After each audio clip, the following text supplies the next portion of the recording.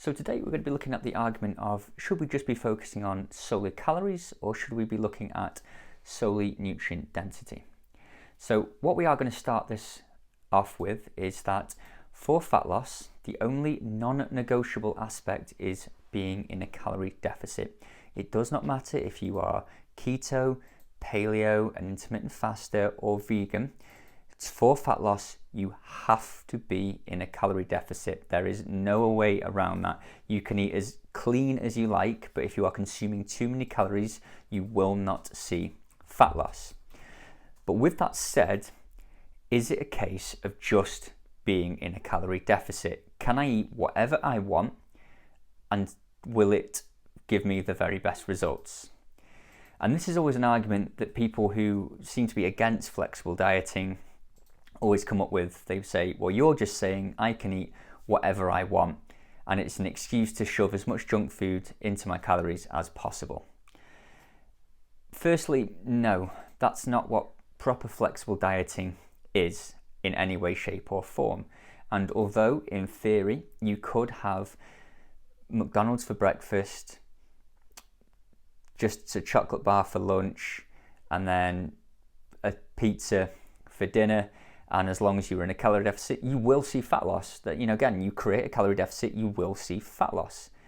However, it's probably not the wisest in terms of a number of aspects, such as health and satisfying your hunger. You see, although you could achieve fat loss using and eat whatever you fancy, just junk food, and still get results, the thing with these hyperpalatable foods is they don't tend to be particularly satisfying. As you can get through a tub of Ben & Jerry's and you don't really feel full, you feel a bit grim, but you don't really feel full and satisfied by what you're having. This is where the element and the idea of nutrient density is important, and why personally I like to promote the 80-20 approach to flexible dieting, where 80% of our calories are coming from whole protein sources, lean protein sources, fruits, veg and greens, and the other 20% can be used for the higher calorie, hyperpalatable stuff. Now, what I've seen time and time again by using this approach is that people stop viewing this as a diet and start seeing it as a lifestyle. Now, the plus side to this is there's a sustainability element.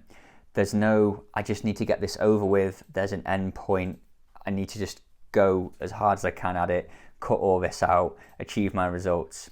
What tends to happen there is the over-restriction at the other end then sort of runs into a sort of opening of the floodgates, and you will binge on everything that you've neglected. By using a more flexible approach and including some of these sweet things in your day-to-day nutrition while still adhering to a calorie deficit and including lean protein sources, fruits and veggies, is we now have a very balanced approach which is sustainable. You're not craving this, that and the other because they're not taken away from you, but you are being mindful of your choices, making sure you're hitting all the nutrients from the fruits and the veggies and the greens, getting your lean protein sources in, and adhering to your calorie deficit. So you're satisfying the elements of fat loss and health while still taking away the restriction by not taking any food source out of your daily nutrition. So although yes, you can focus on just a calorie approach, and being in a calorie deficit is essential for fat loss, adopting a more flexible approach where yes, we're adhering to a calorie deficit, but we're also making sure that we get our nutrient-rich and dense foods in there, we are going to give ourselves a much more sustainable long-term lifestyle as opposed to a diet.